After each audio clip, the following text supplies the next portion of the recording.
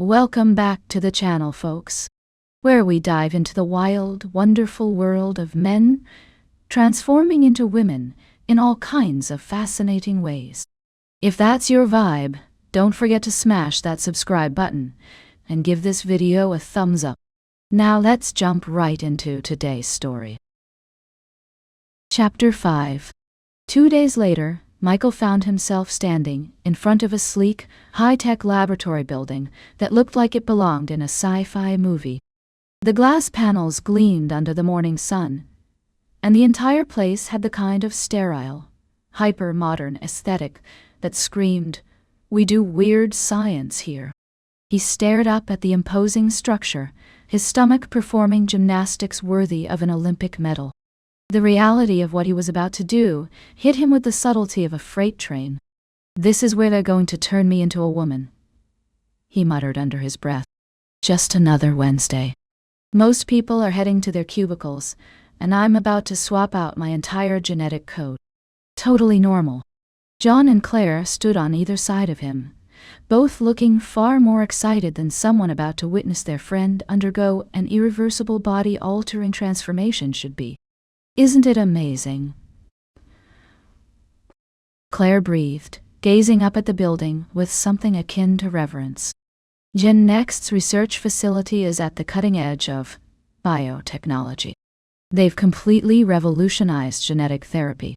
"Yes, and I'm about to be their guinea pig," Michael replied dryly. "Should I be honored or terrified?" "Both," John suggested with a grin that was far too cheerful for the occasion. Michael exhaled sharply. "All right. Last chance to tell me this was all an elaborate prank." "What? You think we went through all this trouble just to mess with you?" John asked, feigning offense. "Built an entire fake laboratory, hired actors, created detailed transformation plans." "I wouldn't put it past you," Michael muttered. "Remember the time you convinced me that client from Dubai was actually a prince in disguise, and I spent 3 hours researching proper royal protocols?" John clapped a hand on his shoulder. "Sorry, buddy. You're about to be the world's hottest science experiment." Michael groaned. "Great. Just what I always wanted. Transformed into female clone of boss's wife was definitely on my bucket list.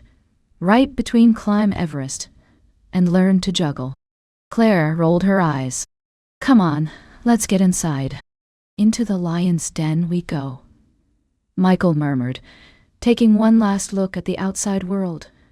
The last time he'd see it as himself. The thought sent a ripple of panic through him, but he swallowed it down. No backing out now.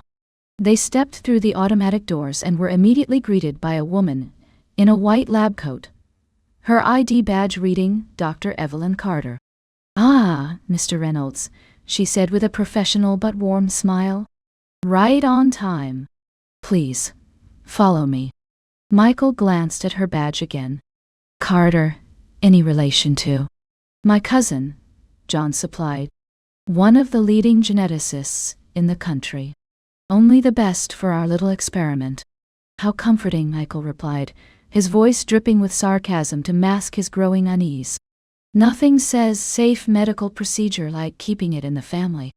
"Don't worry," Dr. Carter assured him, her eyes twinkling with amusement. "I assure you I'm fully qualified.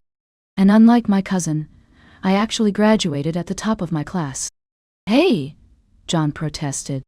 Michael exchanged a glance with John and Claire before reluctantly following the doctor down a pristine hallway. His shoes squeaked against the polished floor, the sound echoing in the sterile corridor.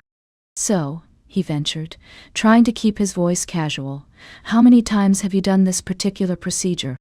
Dr. Carter glanced back at him. "No. On humans, you'll be the first." Michael nearly tripped over his own feet. Dr. Carter laughed. "We've done extensive trials, though, admittedly, never a complete sex transformation like this. But the principles are the same." She paused, noting his expression. "That was a joke, Mr. Reynolds. We've had remarkable success with genetic therapies, including significant physical transformations. Your bedside manner could use some work, Doc," Michael muttered. After a few turns, they arrived at a medical consultation room, surprisingly cozy compared to the stark corridors. A few plush chairs were arranged around a sleek black table, and a large screen was mounted on the wall, currently displaying a 3D model of what Michael assumed was his own body. He stared at the model, transfixed. The digital version of himself rotated slowly, lines of data scrolling alongside it. It was surreal, seeing himself reduced to a collection of measurements and biological markers. "Is that me?" he asked, pointing to the screen. "Based on your preliminary scans from yesterday, yes," Dr. Carter confirmed. "Though soon, it will look quite different."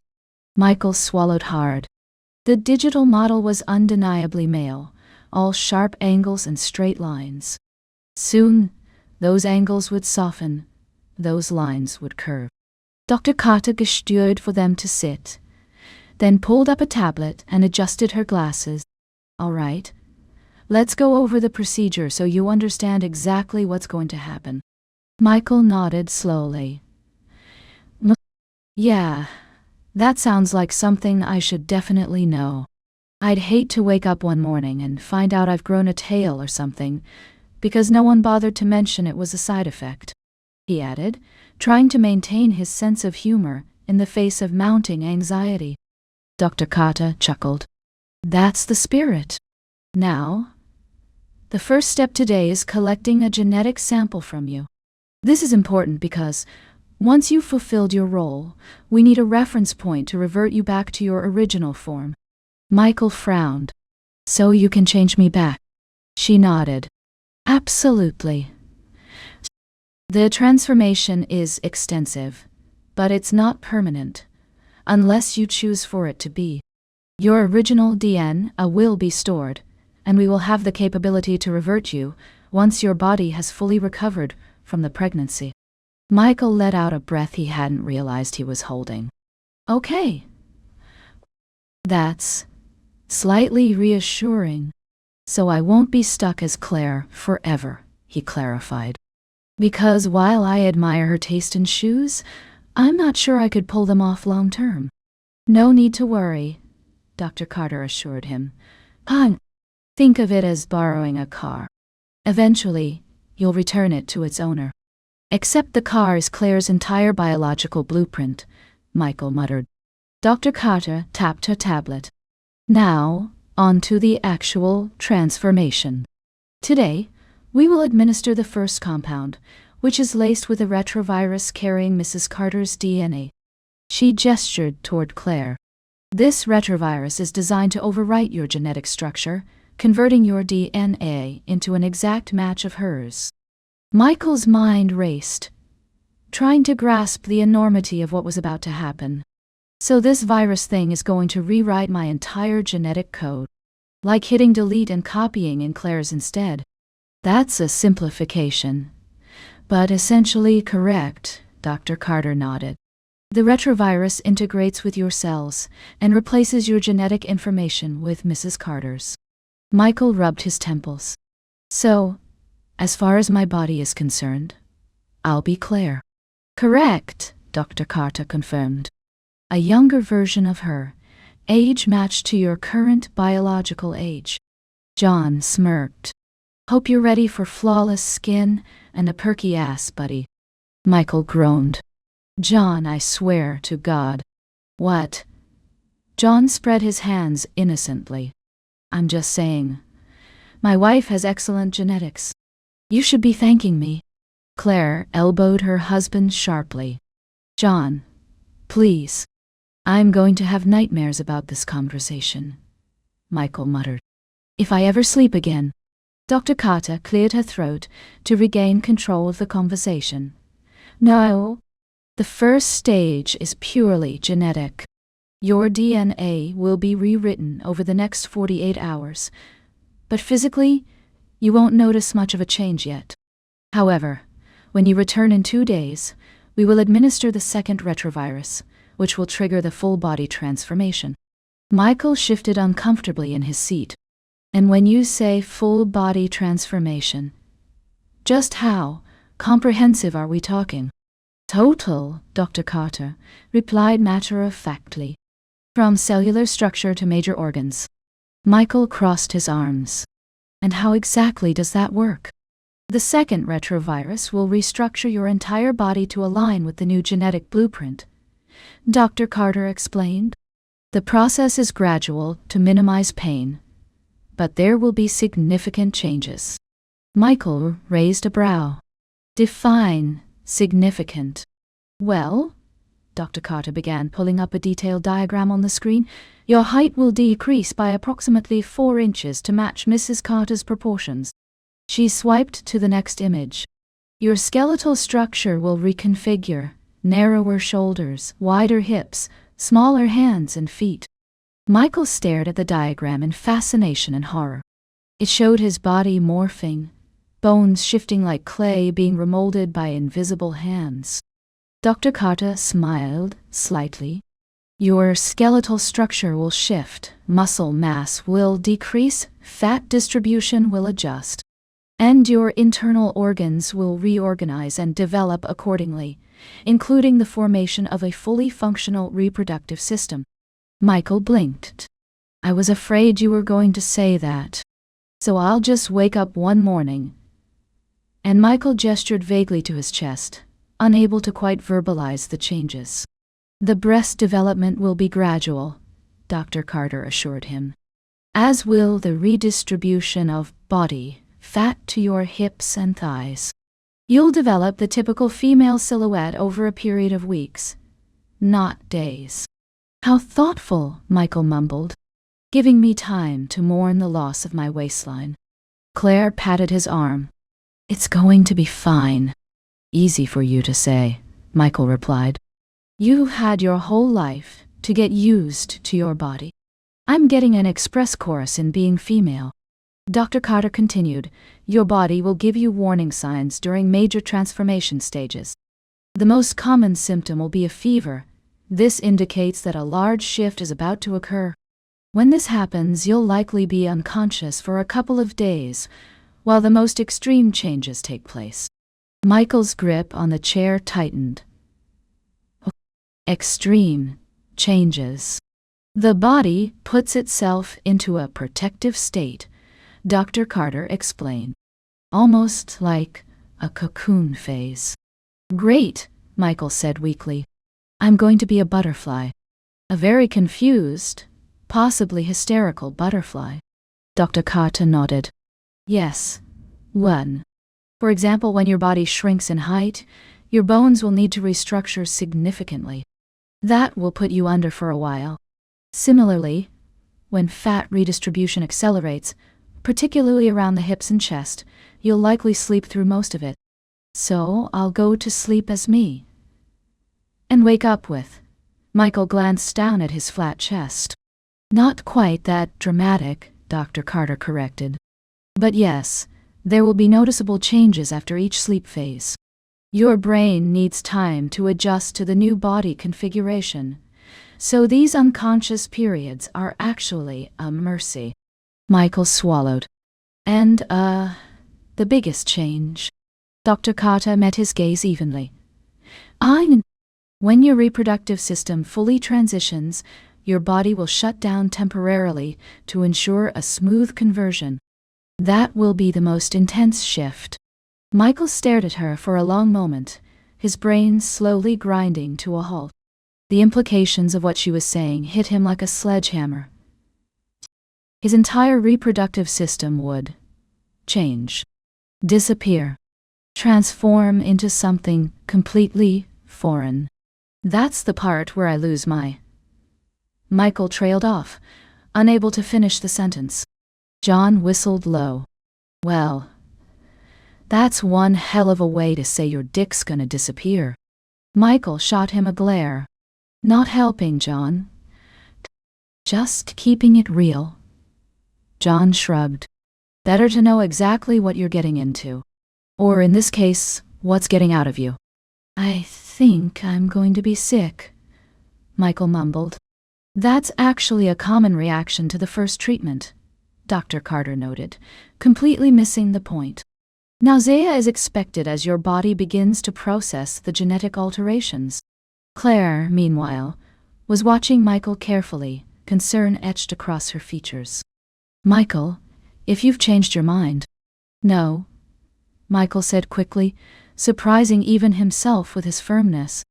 No, I said I'd do this. And I will. I just need a minute to process the specifics. Dr. Carter closed her tablet and folded her hands on the table.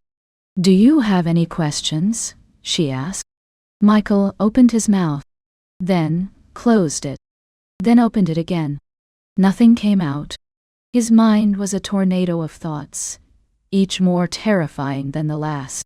Would it hurt? Would he feel different? Would he still be himself when it was all over? Would he recognize himself in the mirror? Would others recognize him?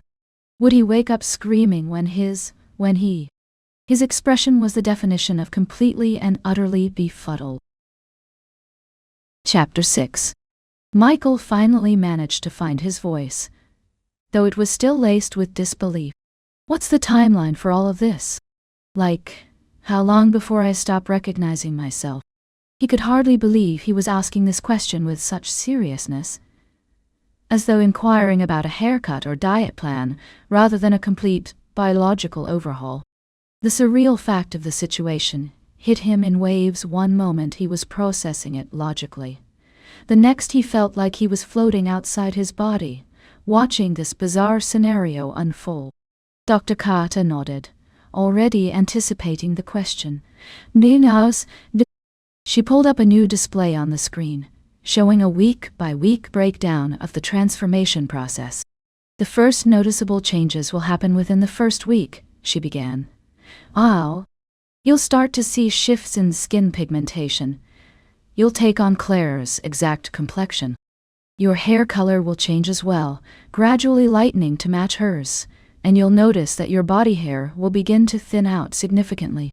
By the end of the first week, most of it will have completely vanished, aside from the hair on your head. Michael let out a slow breath. Okay, so no more shaving, I guess?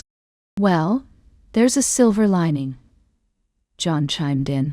Think of all the money you'll save on razors. Yes, that's definitely the important takeaway here, Michael replied dryly. Not that I'm morphing into someone else entirely, but hey, I'll save a few bucks on Gillette products. Dr. Carter smiled slightly. Correct. Dull.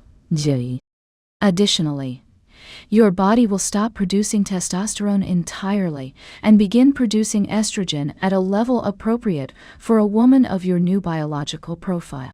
That means your skin will become softer. Your facial structure will subtly begin shifting, and your hair will grow much faster. So I'll be swapping 5 o'clock shadow for... What exactly? Monthly waxing appointments, Michael asked, attempting to keep his voice steady despite the growing panic bubbling just beneath the surface. Actually, Claire interjected, I've always been lucky in that department. Minimal maintenance required. Lucky me, Michael muttered. At least I won't have to worry about plucking my eyebrows while I'm busy worrying about growing breasts. Michael instinctively ran a hand through his short brown hair, imagining it turning into Claire's long golden locks. Will I need to start conditioning? Using those little claw clips? Learning how to French braid? The questions tumbled out before he could stop them, his mind latching onto these smaller details as if they could somehow make the larger picture less overwhelming. I'll teach you everything, Claire assured him. Though I think you'll find much of it will come naturally as your body changes. Naturally, Michael echoed. Right. Because there's absolutely nothing unnatural about any of this. Dr. Carter continued, by the middle of the second week, you'll experience your first major transformation event. Your body will warn you by developing a fever, and then you'll be unconscious for about a day as your skeletal structure undergoes a significant shift. Michael frowned. Define significant shift. Think of it like a full-body renovation, Dr. Carter said. We're essentially remodeling your entire framework. So I'm going from ranch style to Victorian overnight, Michael quipped, his humor a thin shield against his mounting anxiety. Dr. Carter tapped the screen, zooming in on the skeletal model.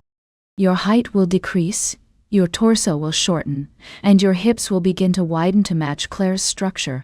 Your facial bones will also adjust to fully match hers, and your hands and feet will shrink accordingly. This stage is critical, because it alters the foundation of your physical form. Michael stared at the diagram, watching as his digital skeleton contorted and shifted, bones lengthening in some places, shortening in others. It was like watching his own body being erased and redrawn. So my shoes won't fit anymore, he said faintly. I'm going to need an entirely new wardrobe, aren't I? Already taken care of, Claire assured him. I've been shopping. Consider it part of your compensation package. Shoe shopping with unlimited funds, John grinned. Most women would consider that a dream come true. I'm not most women, Michael retorted, then paused, realizing the irony of his statement. Well, not yet, anyway. Michael exhaled sharply. Right. So I go to sleep a guy, and wake up a completely different shape. John chuckled.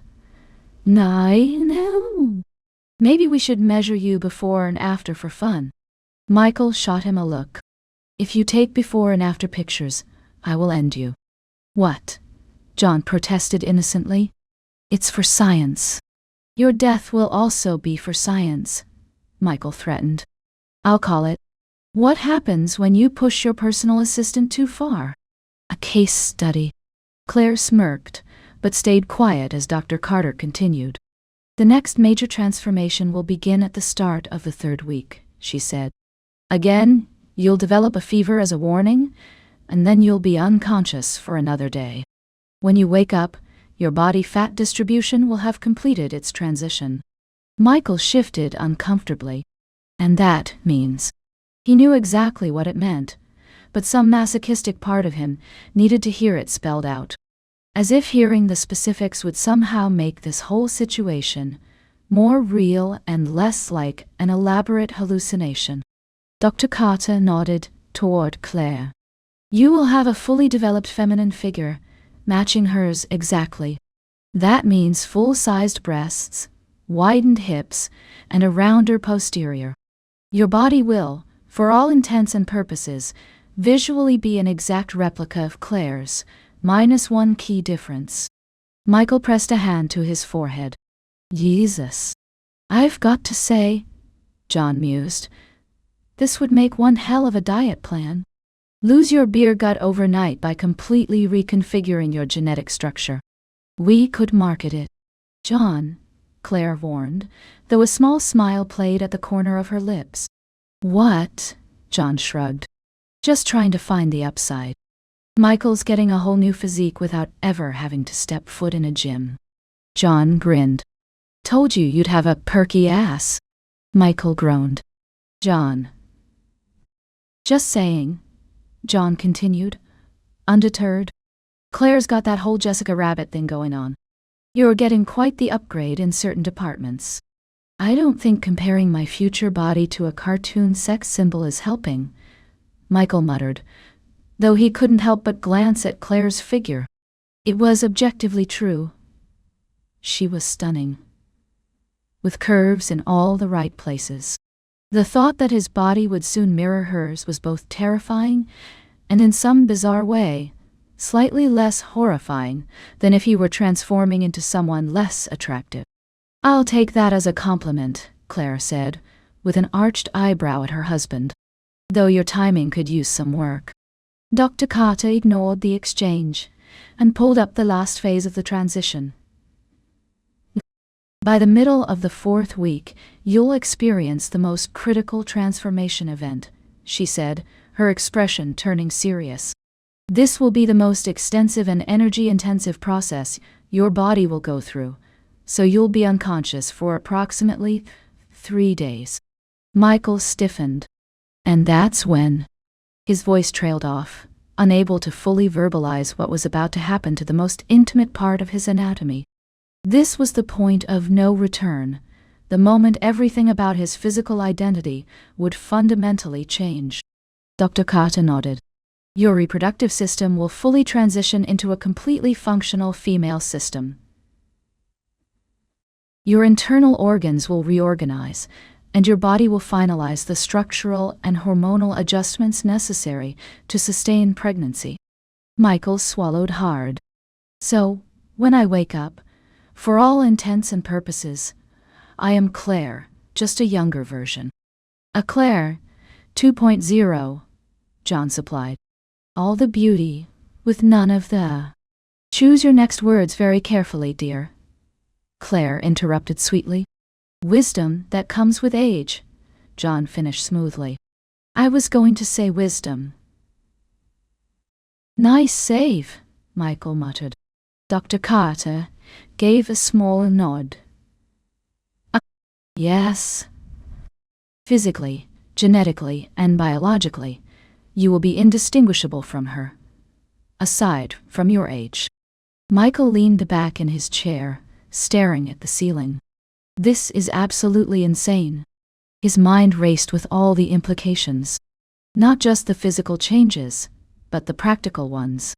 Would he have to relearn how to walk? How to sit? Would his voice change? Would he develop different tastes in food?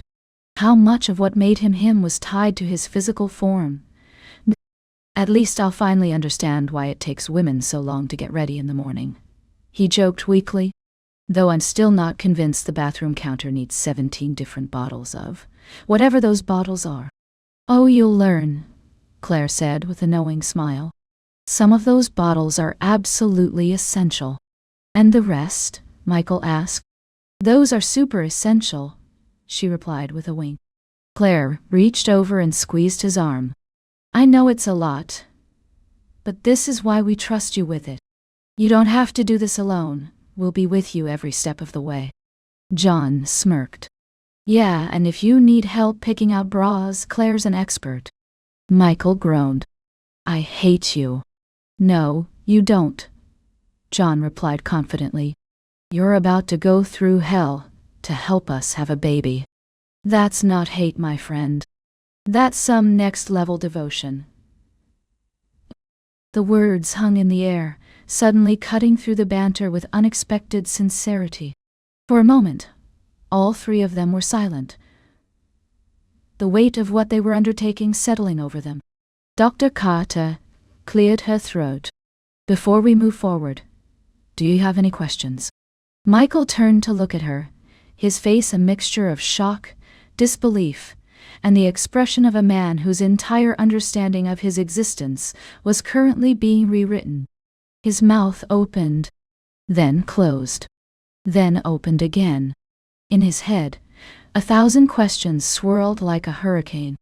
Would he still be himself in a different body? Would his mind change along with his form? Would he become attracted to different people? Would he remember what it felt like to be a man, once he wasn't one anymore? Would he ever truly get used to seeing a stranger in the mirror?